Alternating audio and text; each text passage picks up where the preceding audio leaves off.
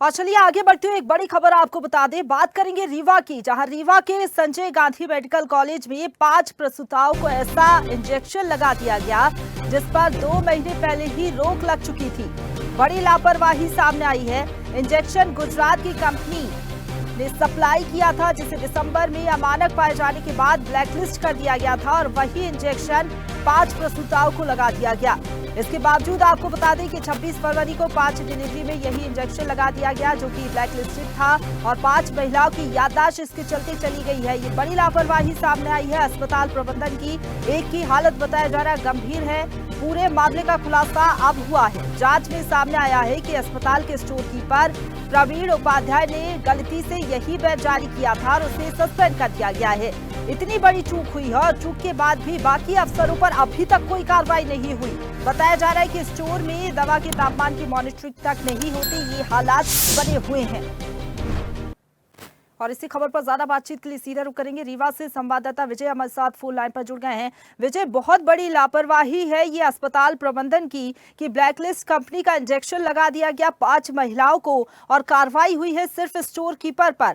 क्या कार्रवाई अब होनी चाहिए इस पूरे मामले में, क्योंकि मामला जो है अब स्वास्थ्य मंत्री तक जा पहुंचा है? जी प्रशंसा जी, बताना चाहूंगा ये संजय गांधी अस्पताल का पूरा मामला है, जहां 26 फरवरी को 5 डिलीवरी महिला गई थी, उनको इंजेक्शन ये लगा दिया गया, जबकि ये बैन है, बिल्कुल बैन कर दिया गया था 2 महीने पहले ही। लेकिन जैसे ही इनको इंजेक्शन लगाया जाता है तो 5 महिला की याददाश्त चली जाती है और एक महिला गंभीर रूप से मतलब उसकी गंभीर हालत बन जाती है।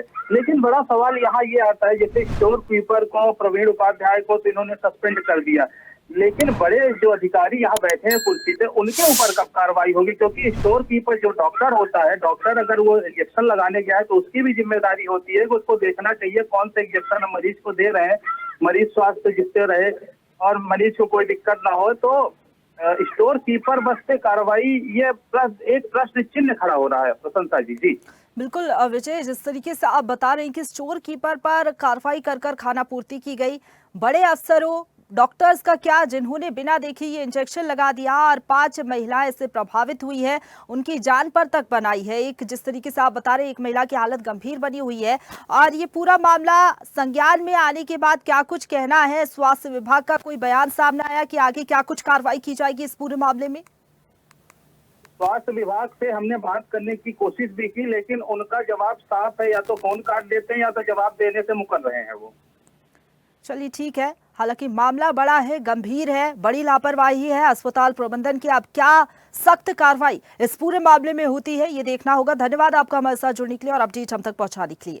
ताजा खबरों के लिए लाइक, फॉलो और YouTube पर सब्सक्राइब कर बेल आइकन दबाएं। साथ ही ताजा अपडेट्स के लिए swedeshlive.com पर विजिट करें।